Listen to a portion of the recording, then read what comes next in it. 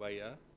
Tadi hadir dalam rapat bersama Bapak Presiden dan rapat dengan Pak Presiden tadi membahas terkait dengan kebijakan yang akan diambil yang kita beri nama program paket ekonomi di tahun 2025 ini yang terdiri dari 8 program akselerasi di 2025, 4 program yang dilanjutkan di 2026, dan 5 program yang terkait dengan andalan pemerintah untuk penyerapan tenaga kerja. Mungkin slide-nya boleh ditayangkan. Nah, dari 8 program akselerasi pembangunan tersebut, yang pertama adalah magang lulusan daripada perguruan tinggi dengan kriteria maksimum fresh graduate 1 tahun. Apakah itu S1, D3, dan yang lain, itu di link and match-kan dengan dikerjasamakan dengan sektor industri, di mana penerima manfaat di tahap pertama 20.000 orang, dan selama proses bekerja diberikan uang saku sebesar upah minimum UMP, dan ini untuk 6 bulan dan anggarannya sudah disediakan sebesar 198 miliar. Yang kedua mungkin yang terkait dengan perluasan PPh 1 ditanggung pemerintah yang kemarin sudah diperlakukan untuk sektor padat karya, ini dilanjutkan ke sektor pariwisata, hotel, restoran, dan kafe. Target penerimanya 552.000 pekerja, dan ini diberikan 100% PPh untuk sisa tahun pajak 2025 ataupun 3 bulan. Nah, anggarannya sebesar 120 miliar. Ini bisa pindah ke slide berikut, slide 3. Kemudian bantuan pangan itu juga dilanjutkan untuk 2 bulan. Itu untuk 10 kg beras di bulan Oktober November. Nanti kita evaluasi untuk bulan berikutnya, bulan Desember. Nah, itu diperlukan dana sebesar 7 triliun. Kemudian program bantuan iuran jaminan kecelakaan kerja dan jaminan kematian bagi pekerja bukan penerima upah.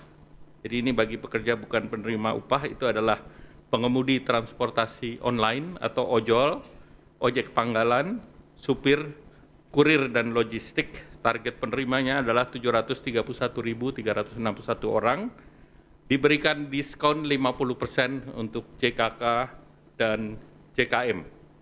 Jadi JKK dan JKM itu tentunya kita berharap bahwa ini bisa diterima oleh ojol, dan dana yang diperlukan adalah 36 miliar dan disiapkan oleh BPJS. Nah, ini JKK itu santunan kematian 48 kali upah, santunan cacat 56 kali upah, beasiswa 174 juta untuk 2 orang anak, dan jaminan kematian itu totalnya bisa menerima 42 juta. Kemudian manfaat layanan tambahan dari perumahan BPJS Tenaga Kerja. Kita tahu BPJS Tenaga Kerja punya program terkait dengan perumahan. Nah, ini bunganya diturunkan. Jadi sebelumnya adalah BI rate plus 5%, ini diturunkan menjadi BI rate plus 3%. Kemudian untuk penerima manfaat di mana itu bisa untuk menyicil rumah, bisa untuk down payment, dan juga untuk para developer yang tadinya BI rate plus 6 diturunkan juga menjadi 4%. Ini seluruhnya dengan juga relaksasi slick dari OJK. Nah, ini targetnya 150 miliar ditanggung oleh BPJS. Tahun ini ditargetkan sampai 1.000, namun tahun depan akan ditingkatkan jumlahnya karena ini akan mendukung program Bapak Presiden untuk menyediakan 3 juta rumah. Kemudian percepatan deregulasi PP 28, yaitu integrasi sistem kementerian lembaga dan juga rencana daerah tata ruang RDTR ke OSS. Nah, ini akan didorong jumlah daerahnya tadi ditingkatkan bukan 50 tetapi ini 50 kabupaten kota, namun daerahnya menjadi 170 sekian kecamatan, dan diharapkan tahun depan juga bisa ditambahkan. Dan untuk RDTR itu disediakan dana 3,5 miliar per RDTR, di mana dari Badan Geologi Informasi Geospasial akan menyiapkan data, sehingga nanti OSS punya fiktif positif untuk 20 hari kerja. Sehingga kalau ini tidak selesai, maka otomatis akan berlaku, dan itu kebutuhan dananya diperkirakan sekitar 1 triliun. Kemudian pilot project, beberapa program di kota-kota besar, salah satunya adalah di Jakarta untuk gig ekonomi, di mana ini semacam working space, dan ini akan diikuti oleh piloting di berbagai daerah lain, Jabar, Jateng, Jatim, Banten, Bali, Manado, Makassar, dan Batam. Kalau di Jakarta menggunakan dana yang sudah tersedia di Jakarta, dan juga akan mendorong dana yang ada di Ekraf. Nah, kemudian paket 4, tadi yang 8 sudah saya jelaskan, 8 diberlakukan untuk mengakselerasi di 2025, yang 4 adalah yang akan dilanjutkan di 2026.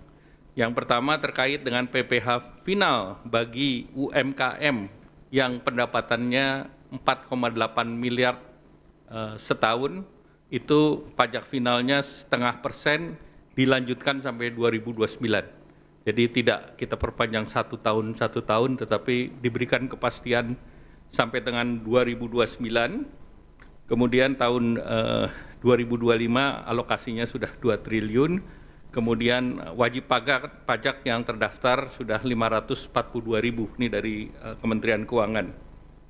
Kemudian kita memerlukan revisi PP. Kemudian perpanjangan PPh pasal 21 DTP untuk pekerjaan sektor pariwisata yang tadi baru diberlakukan akan dilanjutkan tahun depan. Jadi ada kepastian sampai tahun depan PPh sektor Horeca ini masih ditanggung pemerintah dengan estimasi anggarannya 480 miliar dengan gaji di bawah 10 juta. Kemudian untuk pekerja industri padat karya, yaitu alas kaki, tekstil, pakaian jadi, furniture, kulit, dan barang kulit, ini juga dilanjutkan, yang 10 juta itu ditanggung pemerintah. Ini targetnya adalah 1,7 juta pekerja, dan alokasi tahun ini sudah disediakan 800 miliar. Jadi ini pun akan dilanjutkan tahun depan. Kemudian diskon iuran jaminan kecelakaan kerja dan jaminan kematian bukan untuk pekerja upah, ini diperluas bukan hanya untuk ojol dan juga pangkalan dan yang lain, tetapi juga pekerja bukan penerima upah lainnya seperti segmen petani, pedagang, nelayan, buruh bangunan, pekerja rumah tangga, targetnya sebesar 9,9 juta dan perkiraan anggarannya 753 miliar. Nah, kemudian juga tadi dibahas langsung dengan Bapak Presiden paket penyerapan tenaga kerja dari program unggulan Bapak Presiden. Yang pertama tentu Koperasi Desa Merah Putih, itu ada 80.000 karyawan baru, diperkirakan bisa menyerap 681.000 dan targetnya sampai 1 juta orang di bulan Desember. Kemudian Kampung Nelayan Merah Putih, tahun ini targetnya 100 desa, diharapkan bisa menyerap 8.645 tenaga kerja, jangka panjang 4.000 titik, bisa menciptakan 200.000 lapangan kerja. Kemudian revitalisasi tambak di Pantura, aksesnya 20.000 hektar dan menyerap 168.000 tenaga kerja. Kemudian program modernisasi kapal, ini ada 1.000 kapal nelayan, ini diperkirakan bisa menciptakan 200.000 lapangan kerja baru, dan juga ada kapal 30 GT, 150 GT, dan unitnya untuk KN Koperasi Merah Putih 30 GT 1000 unit, 150 GT 200 unit, 200 GT 200 unit, 300 GT 170 unit, 600 GT 10 unit, 2000 GT 2 unit untuk pelaku usaha existing BUMN atau Jaladri. Kemudian program perkebunan rakyat itu penanaman kembali 870.000 hektar oleh KL, Kementerian Pertanian, diharapkan bisa membuka lapangan kerja lebih dari 1,6 juta dengan komoditas prioritas antara lain tebu, kakao, kelapa, kopi, mete, dan pala.